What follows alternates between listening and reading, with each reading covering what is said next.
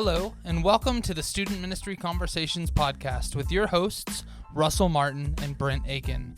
This podcast is all about equipping, encouraging, and inspiring youth pastors weekly with topics that are brought to the table by youth pastors from all over the world. And now, here's our host for this week, Russell Martin. Hey, everybody. Welcome back to the Student Ministry Conversations podcast. I'm glad you're choosing to listen to us or even watch us. You can do that on YouTube as well. So wherever you are joining us from, I'm glad you were here.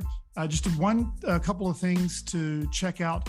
Go to our website, studentministryconversations.org, and we have our previous shows, we have notes, we have blog articles, and much more. And so my hope today is that you are inspired, encouraged, and empowered to do youth ministry and do it even better. And so whatever you hear, take notes and just sit back and listen. And we'll be praying for you. Just know we're always praying for you as you are doing your ministry and serving your students wherever you are. So today we are sitting down with Caleb Brimmage.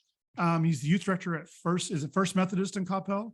Yeah. How do y'all say that? We do it either way, FUMC Coppell or First Coppell. Yep.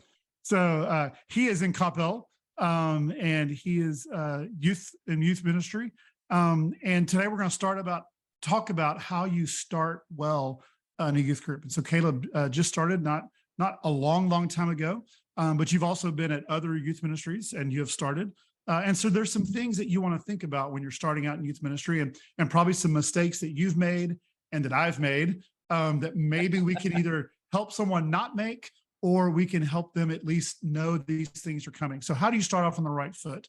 And this would be good for someone who is thinking about a new job, for someone who has just started a new job, or even maybe the college student looking to do a summer youth work, because a lot of these are still going to apply whether you're doing this for 3 months or you're doing this for 3 years. So Caleb, before we jump into this and the details of this, why don't you tell us about you, where you came from, how you got here, however much you want to share about, let people get to know you. Yeah, so like Russell said, my name is Caleb Brimmage, and I grew up in the United Methodist System. My dad is a Methodist pastor in the Texas Annual Conference. So I actually, fun fact, grew up knowing Russell through connectional youth ministry events, although Russell was the youth director and I was the youth. So congratulations, Russell. You're officially in that range where some youth that you interacted with are now grown adults doing this. I'll let you keep talking, but I went to church camp, and one of the directors was like, you led music for me here at Lakeview. And he goes, and about 90% of everybody else here at Lakeview for doing church camp. So yes, that's another nice way of saying I'm old, but I will let you continue. Yeah. So it was really in high school that I realized that I wanted to do youth ministry. And so had that calling all the way through undergrad, and decided to go to seminary at Perkins School of Theology here in Dallas, and moved to Dallas and fell in love with it, and fell in love with the UMC churches up here, and decided to stay, and have kind of gone through the ringer with a couple different churches. Looking back at it, this is my fourth church now to be in as the main youth director. And so I've gotten experience, jumping from place to place and starting new things. And so really just have started here at First Coppell about 4 months ago in November, and have kind of been rocking ever since, and hope to be here for a while, but yeah. Cool. And so that's what we're going to jump into. We're going to jump into like, how do you start well? So just kind of give just a real quick kind of basic overview. Let's talk about starting at a church. What are some of the first things that you encounter? Maybe some of these things you expected, maybe some of these things that surprised you, but if someone else is starting out too, tell us about some of your starting experiences. And then maybe that will help somebody as they think about starting in a ministry as well. Yeah. So I think for me, like some of my experiences starting out, especially here, like First Coppell, is just trying to learn about like the history and the traditions of not only the ministry that you were taking over, but also the church in general. Right. So when I actually got hired on and went through the interview process, they asked for like a 1-year layout of like what would ministry look like for you over the first year. And for me, the whole first 3 months is like learning church systems, learning church traditions, and learning just congregation members. And so really trying to learn about those traditions that the church has, those things that are consistent and normal, and then learning about the systems that are in place. So learning, like, does your church use a database for keeping track of its congregation members? Does your church use a certain filing system, whether it's physical or electronic, for certain things? When you're over a specific ministry, right, you have to deal with budget. So like, how does your finance person at your church organize the budgets of the ministries, and trying to figure that out? And so for me, like, one of the things that I push on for 3 months is I am learning our church systems, and I'm learning the things. I'm basically learning how the machine works over those kind of that first 3 month span. And you would think, like, in my mind, I'm like, hey, we should do this program, or we should do this deal. But I think that's really huge. And no matter, again, if you are doing this now, if you're doing this for like summer, you may want to, condense that down to a couple of weeks and get exactly what you need. And you also have to like, right, all of this is contextual to when you are starting. Right. So like I've started in a church before where it was like running into the summer, like right, being thrown into the fire kind of deal. And so in that aspect, yes, you've got to jump into ministry. But like if you're starting around the start of a school time or in the middle of a semester, something like that, right, like really trying to figure out how the machine works is kind of that most important thing. And I think, Russell, you connected to it, right? A lot of us, no matter what, we want to start out by doing like all these great ministry ideas first. But like one of the things that we have to understand our church and our congregation and our youth before we start doing these brand new ministry ideas, because you also don't want to rock the boat too early. You don't want to come in and have this mindset of, oh, well, I have all these amazing ideas and I'm going to completely turn this youth ministry around. And that's where learning the traditions come in, right? Because if you come in and you decide you're going to do something different than what a church has done for 10 years, and that church actually is really passionate about what they've been doing for the past 10 years, you're going to rock the boat and probably make a couple people upset along the way. Yeah. It reminds me of things that I've learned and thought about and done in missions. And, a lot of people think the mission trip is go down and, feed people or do work. But a lot of times, and especially if you're talking long-term missions and people who have gone and are doing like years and years of work, like their first couple of years sometimes is learning the language, learning the traditions, learning the history, and figuring out where Jesus, where they see Jesus, and where they can make those connections. And the same thing is true in a youth ministry. They have their own language, they have their own traditions, they have their own programs. And if you don't take the time to talk with the church secretary and the finance person and the custodian, and make friends with those, would be a suggestion I would have, is because, that custodian can save you a lot of heartache if they know that a big event's coming up and you can say, hey, this is going on, and you can work with them. They can save you a lot of trouble on the next day when the church secretary goes through and finds the mess that you made. And every church, it doesn't matter how big or small of a staff you have, every church has a staff member that they know where all the skeletons are hidden in the church, right? They have been there for 20 plus years, or they've been there for 15 plus years, and they know the background of the church. They know how it has evolved. They know how it's developed. And so like really sitting down, my first week here in Coppell, I sat down for like an hour and a half with our most experienced staff member. And I just got like all the details from her on like what it has been like to work in this church for this long, and to go through, right, all the evolutions that it has with the technology and upgrading, and like even building changes and bringing buildings in and building them, right? So like getting to know that person and getting to know the history is like fundamental to the starting point of hopping into any ministry.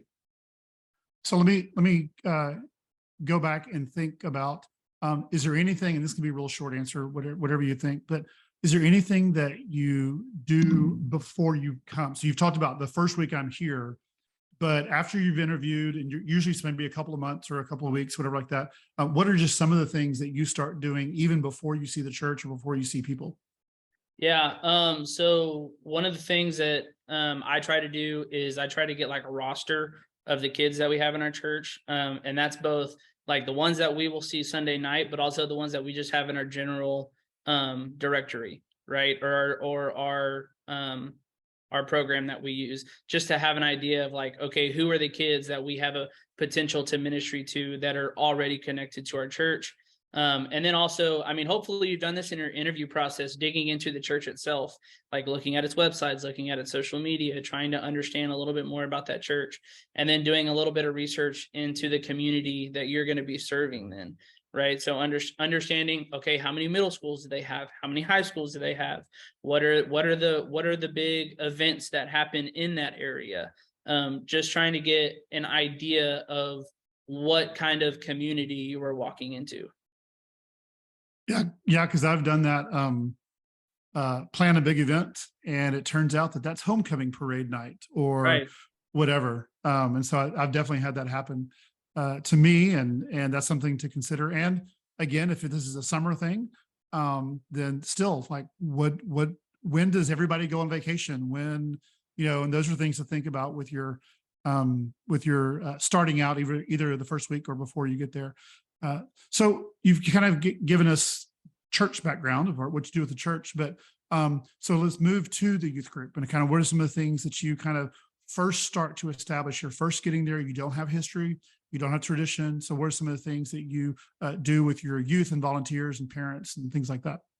Yeah, I mean, starting off with our youth, some of the things that I really like to do is just like over the first one or two, like Sundays or Wednesdays, whatever your big gathering day is, really just kind of have like a fun night. Try to keep it as nonchalant and relaxed as possible with your students trying to get to know you and you trying to know them, right? Because the last thing you want to do is go into a place and for some reason, right, hack out like a 30-minute sermon about how God is amazing and how you're going to be the perfect answer for the youth ministry, right? You just want them to get to know you and you want to get to know them. And so to do that on the most relaxed stage as possible, just by playing games.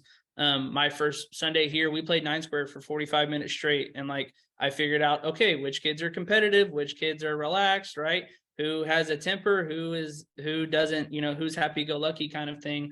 So really just trying to get to understand and learn our kids in a relaxed state. And then also one of the things that I picked up in my first youth internship, I did down at John Wesley UMC in Houston, Texas, after my freshman year of college. And Katie Eichler was still the youth director there, Katie Eichler and Trevor Barnett. And I remember it was my first full week of being on staff as the youth intern. And Katie Eichler handed me a roster list of like 300 kids. And she was like, you're going to write a handwritten letter to every single one of these kids. And right, I remember sitting there and I was like, why am I writing 300 letters?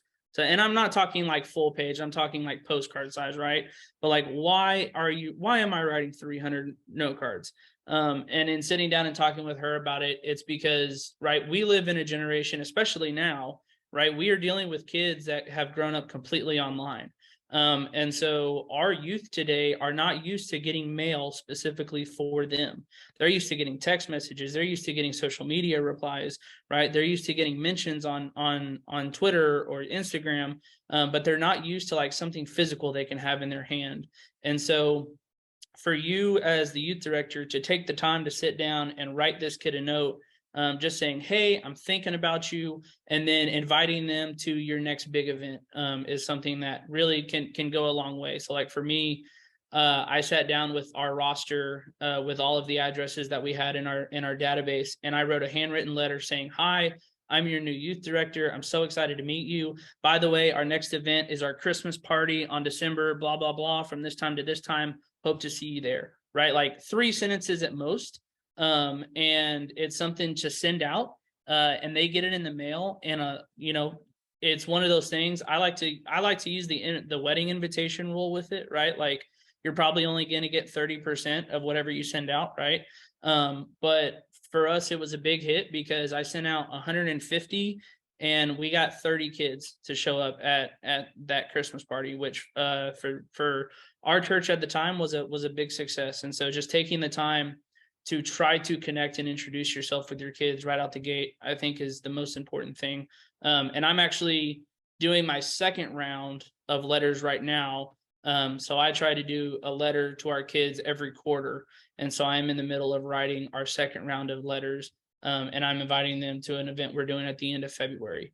And that's something that you can do continually, right? So it's not a standard that you want. And that's the other thing when you start at a church, right? Like, don't start something and have a standard and then not continue that standard, right? And so for me, like, okay, I started the standard of writing a letter. And so every quarter I'm going to write a letter to all of our kids. Yeah. And I think that's good. And then I was going to move on to parents, but I'll let you. Yeah. No, I was going to say, I mean, I think one important thing many important things you said, but one was that last part of, and you may get into this later, but setting standards that would apply to writing stuff.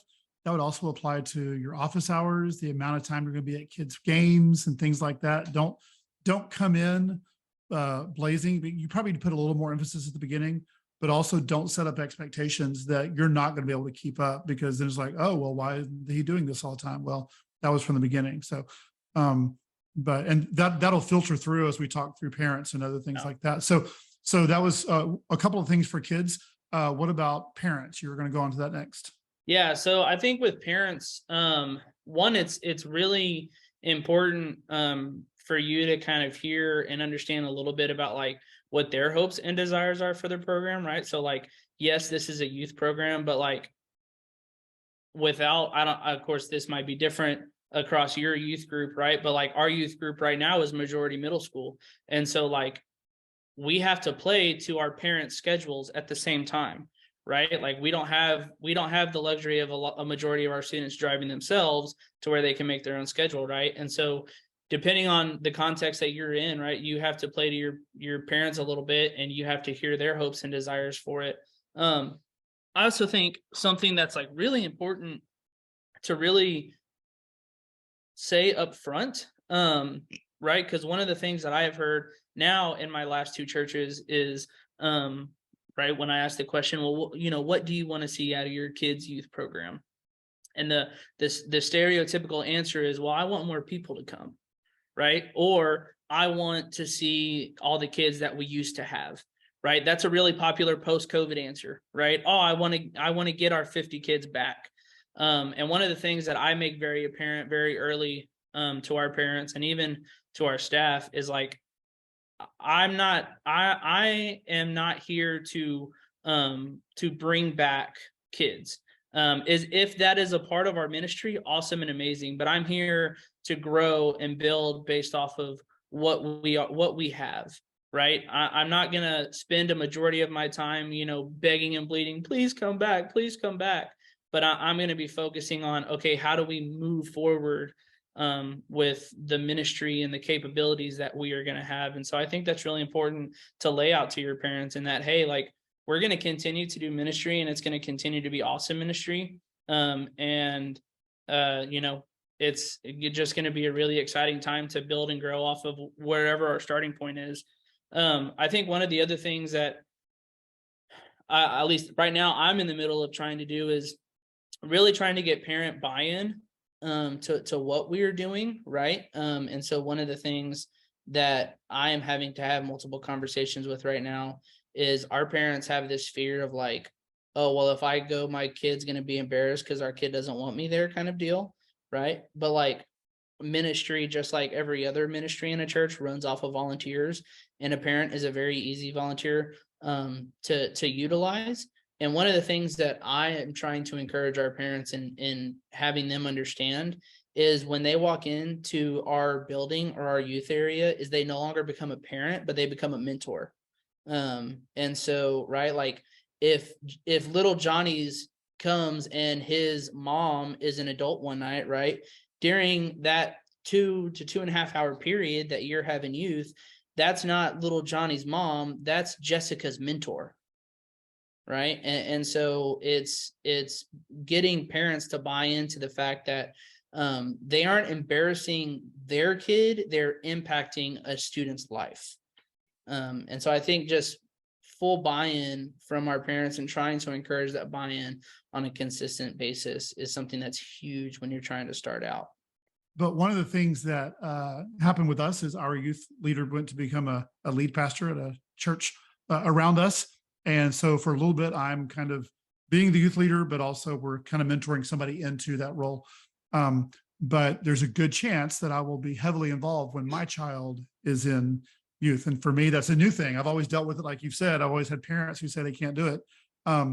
But one of the things that has helped us in my previous church and here is to, come be a positive influence in the lives of the kids. And we're not going to put you with your kid in their small group. Right. Don't worry. Like, junior high and senior high, you can split up that way if you have that ability or something. But and also a lot of times you're not as uncool as your kids think you are. Yeah. I remember being that in high school, and we'd all go over to this kid parent's house, and they'd all go to this parent's house, and they'd all go to this kid's house, and it was only the kid there that thought their parent was uncool. Everybody else was like, "This is awesome." So yes, you reach out to those parents with that. So another thing that you have coming into a group, depending on your situation, but a lot of times there's a team that already existed with the previous youth leader, volunteer team, and you're coming into that team. So what are some of the ways that you connect with and talk with that your volunteers that I hope you'll be blessed to come into volunteers. Not everybody does, but right. So what are some ways that you come into that? And then, how do you start building that team and filling that out or creating it from the start? So first of all, what do you do with your existing team?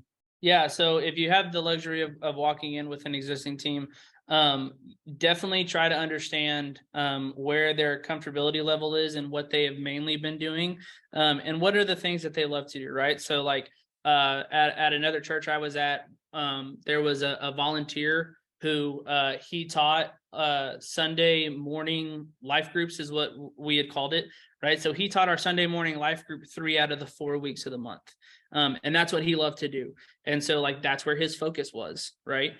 So it's understanding where your volunteers and where your help in your team is already set in place. And also, right, like that's an opportunity, like you have to recognize you're a new person. And so with someone new coming in, there's also a chance for new growth. And so maybe it's sitting down with some of those team members and going, yes, you've done this for 5 years. Is there anything else you would potentially love to try? Right. Like if you help out on Sunday mornings, do you want to see what a Wednesday night is like? Do you want to see what a Sunday night is like? Right. Like offer the opportunity for them to expand a little bit in their role and try something else new. But if they're also the person that they're like, no, I teach Sunday morning and that's what I love to do. And that's what I've done for 10 years. Like, awesome, roll with it. That's a slot you don't have to worry about filling.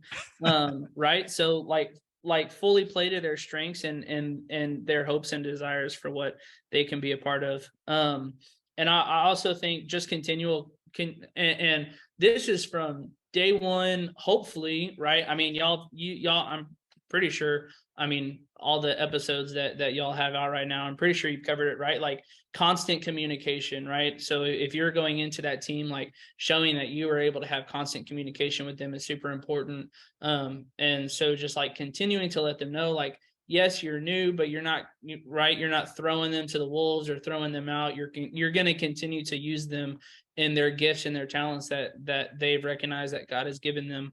And just that reassurance that like, yes, you're coming in, but you're also not going to completely change the game on them.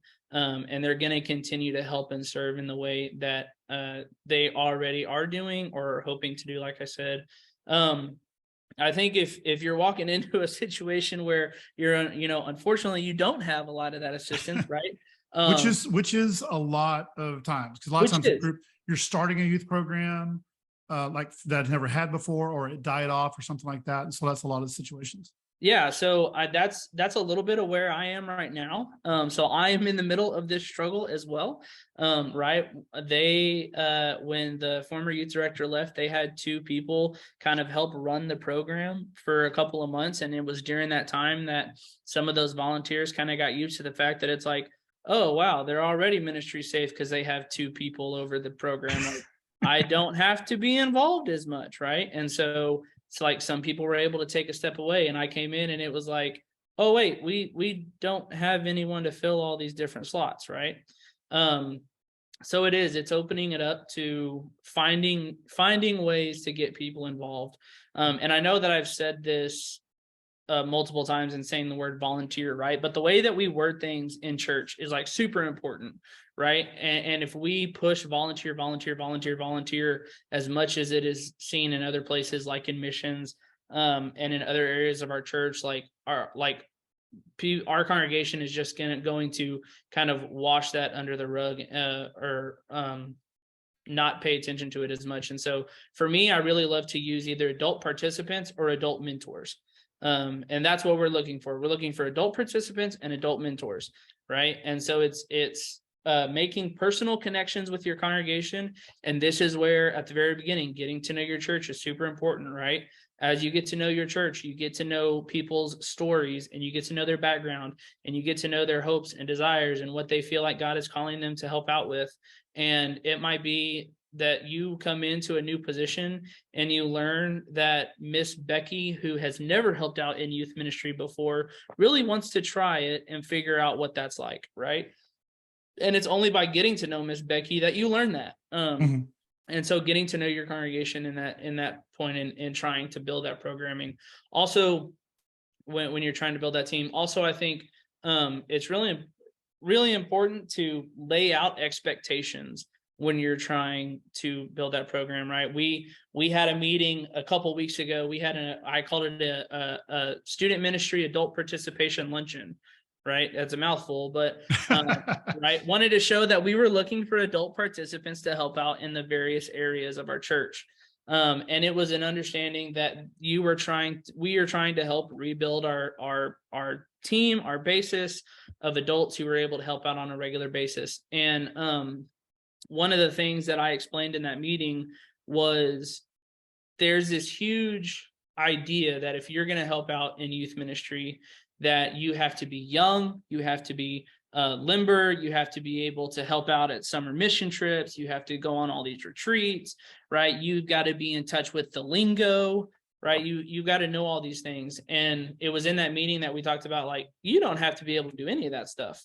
Like, it's a great positive. But also we have mentors, and I remember having mentors growing up that, like, they were just present.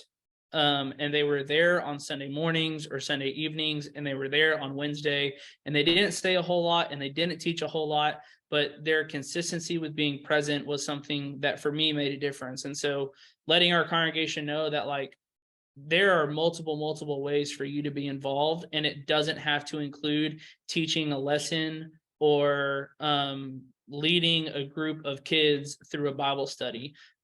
Because ultimately, right, if depending on your context, but like, so for me in my context, right, like that's what I'm doing, right? Like on Wednesday nights, I am leading our Bible study. And so my big push was like, I need a second adult on Wednesdays right now, right? I need someone to be present and consistent and active. And we got somebody who decided, you know what, I want to come sit in and just be present. And they sat in on one Wednesday night, and she signed up for every Wednesday night for the rest of the semester, because she was like, I can do this. Like, it's not hard. And then she learned 2 weeks ago she could play 9 squares super easy, and like she's hooked on us now. But it's debunking myths about youth ministry is really important when you're trying to build that team.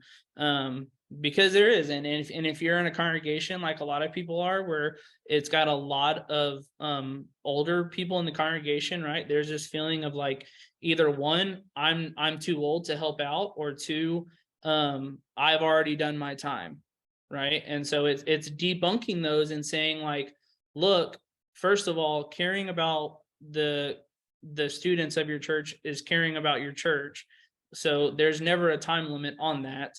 But also, like, it doesn't matter if you're 70 years old. Like, if you can be present with our students and have a conversation, you are perfect for youth ministry, and being a part of that team. And so it's really just trying to build up and encourage, whether it's parents, whether it's congregation members, whoever, that being a part of a team that helps out with student ministry is more about being consistent and being present than anything else.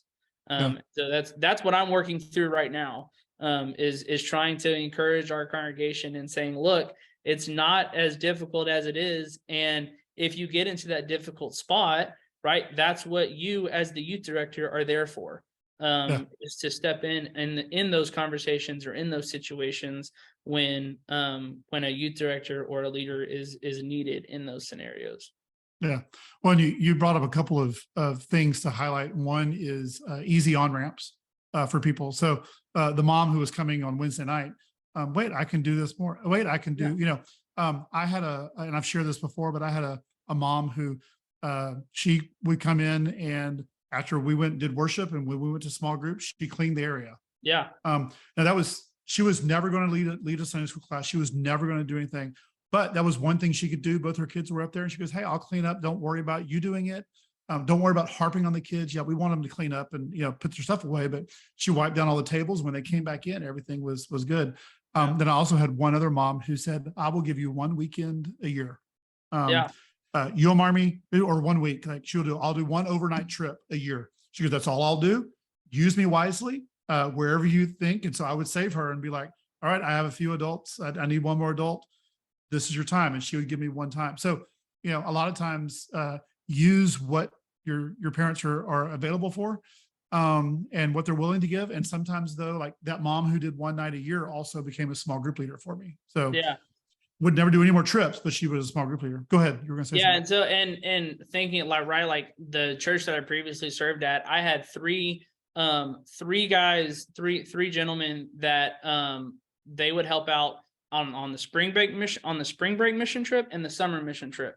And that was their two things, right? Like I can go to this mission trip and I can go to that mission trip. And so I knew that I was at least going to have 3 other adults for a mission trip every year. Right. Like we had a parent that, he loved to cook.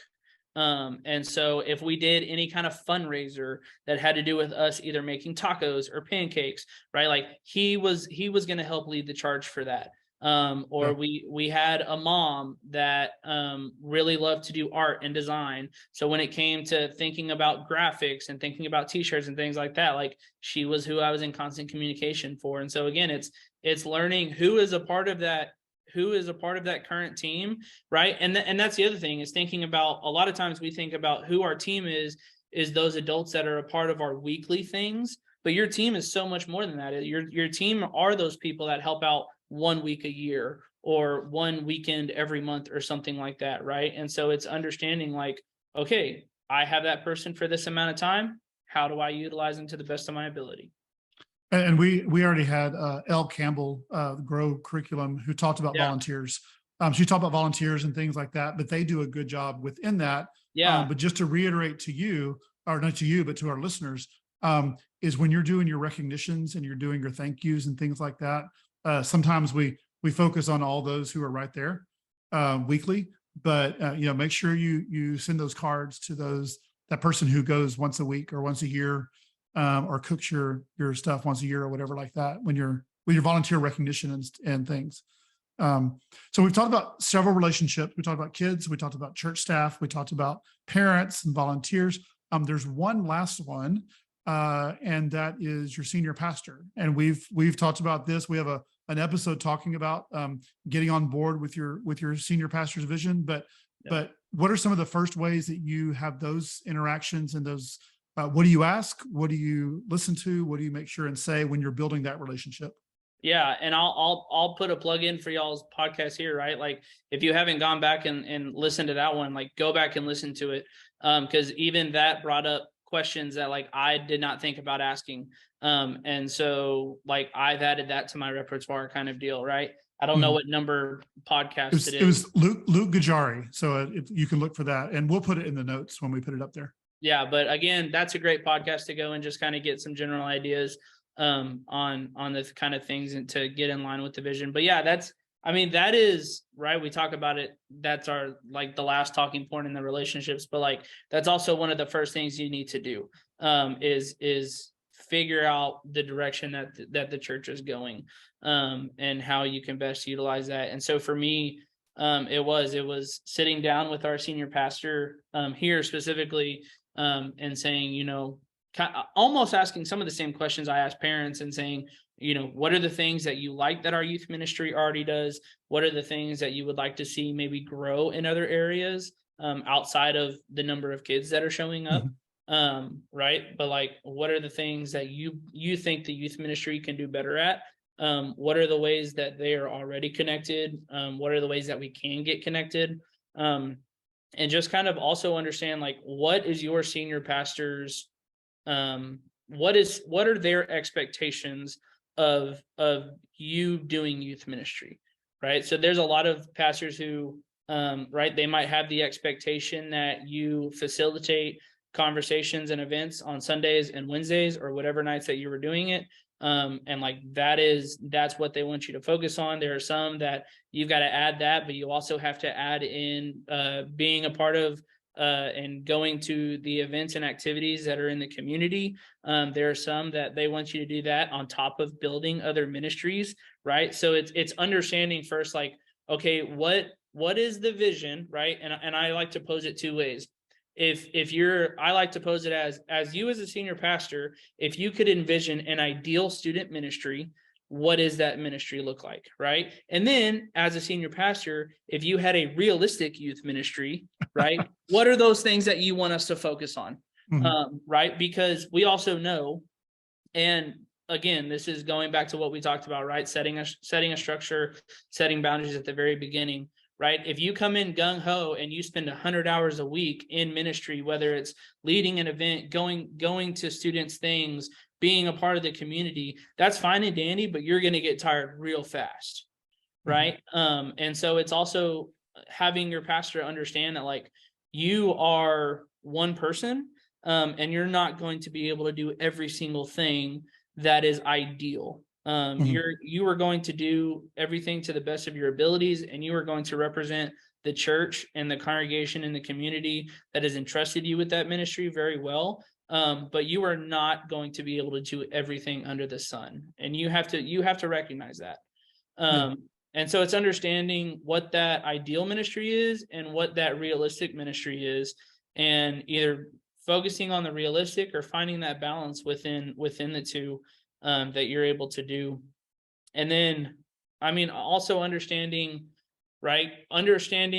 as a senior pastor, how much spiritual development are we doing? How much focus on relationships are we doing? How much of okay, let's go and have fun and focus on that fellowship aspect are we doing? It truly is understanding the expectations of the senior pastor. And then also just understanding how you can continue to work with your pastor in moving certain ways, right? And so that's where, in having that conversation with your pastor, it's saying, okay, you've given me all of these great ideal or realistic ministry ideas. Now I would like to present to you one or two things that I think would be awesome for our youth ministry to move towards, right? You don't want to give them a whole list of like, here's how I want to change the youth ministry in the first 3 months. Because and I think this is one area where growing up in as a pastor's kid has helped me, right? Because moving from place to place, I have come to learn, like, you don't go into a new church and change everything in the first 3 months, because you're going to lose your job really fast. Like it's not realistic for you to do that. But like long term, like you at all times, you've got to be thinking long term as far as what are those things that you can offer as one or two things that are super simple, that you personally think you can add to the youth ministry, and it can be for the betterment of the ministry and for the kingdom of God. And so just offering those one or two things and seeing what their comments and feedback are about it, right? Because if your one or two things don't fall in line with the vision or the mission of the church, then those aren't the two things you need to focus on. And those need to shift. And so I think that, really having a sit down, I would say minimum 1 hour sit down with your senior pastor and saying, let's talk about the direction that you want to lead the church and the ministries of the church, and how I can help facilitate that movement within the youth ministry. Yeah. And you said this was the last relationship, but I think there's actually one more.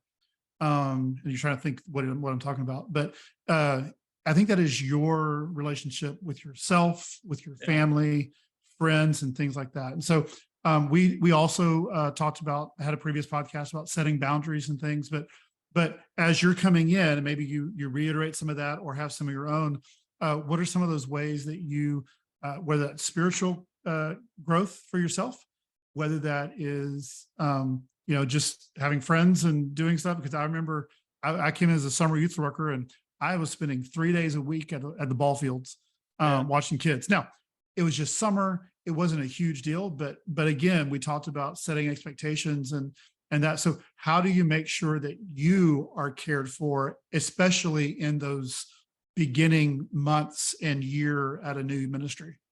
Yeah, I think one of the things that I always try to encourage people on, and that I practice myself, right, is try to take one day out of the week for you.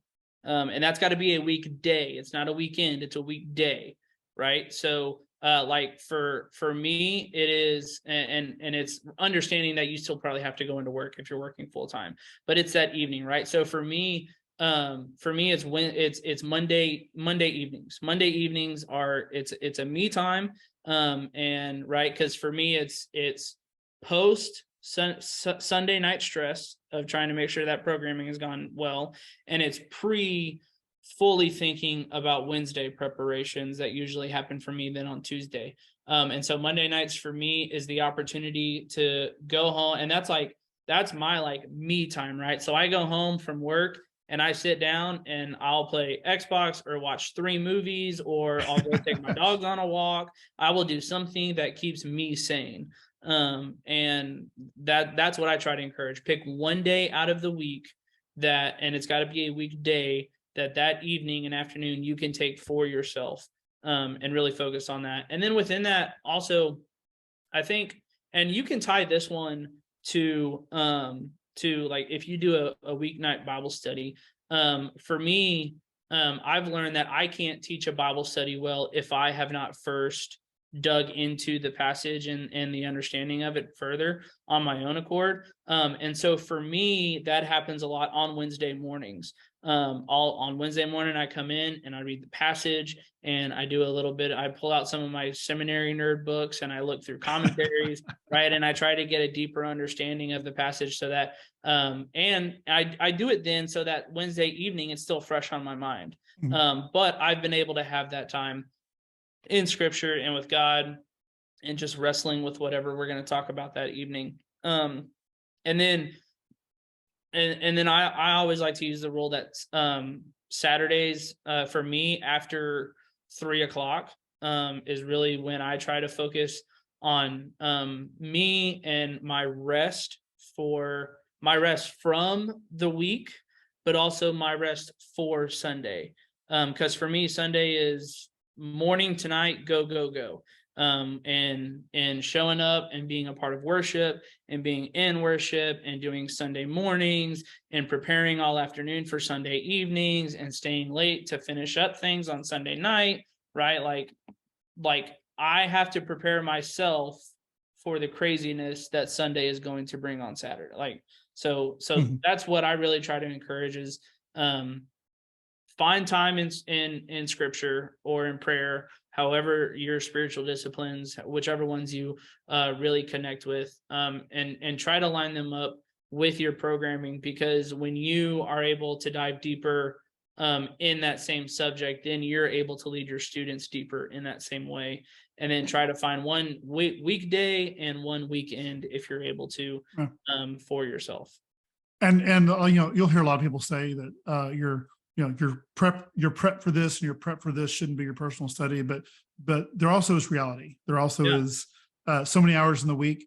And I think what's important about what you said is you're not using that just for your Wednesday night deal. You're going deeper. There may be stuff you're dealing with God and talking about that you never bring up or whatever like that. So ideally, maybe you should, be studying something else, but also, you're also doing this and going to kids' games and doing staff meetings and all these type of things. So there's a bunch going on there. So as you, we're kind of getting to the closing down, wrapping up area. But as you are going through and doing this, what would be just we've talked about a bunch, but if you were sitting down with the youth director, you had 3 minutes and you're like, okay, I'm going to tell you everything you need to know in 3 minutes about starting off in youth ministry. What would some encouragement be that you would give them? Yeah. I think I would encourage them. Well, obviously depending on context, right? Because we talked, if you start in the summer, like good luck, because your life is going to be crazy for the next 3 months, right? But in an ideal world, right? Like some encouragement that I would give is first of all, just try to get to know your students, because that's who you're going to be ministering to, and really get to know them, right? So names, faces, likes, dislikes. You don't have to know everything about them, but try to at least be able to connect with them in one or two ways. And then also try to connect with your team of volunteers or mentors, or whichever wording you use. Connect with your church and your staff, and most importantly, your pastor and all of that. And then also understand that in your time as the new person on staff, you're going to have to do a lot of learning, and you're probably going to mess up somewhere along the way, and that's okay. And that's all a part of being new in that youth director role, and maybe even new in that youth director role for the first time, is like, you are going to try something really awesome that you want to bring brand spanking new to that youth ministry, and it's going to fall flat on its face. And you've got to be ready to get up and continue to move on, because that's what we do. We move on to the next thing, and we try to figure out what we can do to make ourselves better. And for that, I would encourage a book. I never thought I would actually encourage this book, but I believe it's called The 5 Effective Ways of Failure. I would definitely encourage you to check out is Sustainable Youth Ministry, which has been mentioned on here a number of times. But that book really is an encouraging book, and it just really gives practical ideas when it comes to doing youth ministry. And one of the things that I have kept in my brain in Sustainable Youth Ministry that stuck with me from when I read it the first time was numbers matter because kids matter. And that's one of the things that, focus on above everything else, is that our kids matter. And if you were able to do that, and you were able to care about the kids, and you were able to care about the spiritual growth of the kids, then you are going to be successful in whatever way it looks like. You may not be the youth director that grows the program from 5 kids to 150 kids, but you can be a really successful youth director with 20 kids. And so it's going to take time. You are going to fail, and you are going to learn a lot, but it is going to be well worth it at some point. Yeah. And there's a bunch of stuff that I had on my list that we didn't get to. And so I hope we can do another conversation at another point with this. But Caleb, thank you so much for hanging out with us today and for this hour. And so if you are listening to this, I hope you have enjoyed this as well. One last thing, are there any apps, programs? You already mentioned a couple of books, but apps or program, anything that just someone would be like, hey, that's something you need to have this in your toolkit when you're starting out. Anything that's really helpful for you that you're thinking about right now? Yeah. I mean, the two, y'all have had people talk about them before. You mentioned already, you've talked to somebody from Grow. Grow is a great curriculum to use. I personally also really love Download Youth Ministry because they offer, especially like if you get, I love Download Youth Ministry because it's very affordable for churches that don't have a massive budget either. And that's really awesome. And they give you a credit. And so you're able to kind of use that money as you see fit throughout the month. But I like both of those because Grow will give you directly a lesson, series for the month or however long you're going to be using it. And Download Youth Ministry gives you the ability to kind of pick and choose different ones. So it really just depends on what you love most, whether you would rather have it fully provided or rather you want to have the opportunity to kind of pick your own lessons and pick a theme on your own. Those are two that I would highly encourage. And I used Grow at my last church, and I'm using Download Youth Ministry at this church.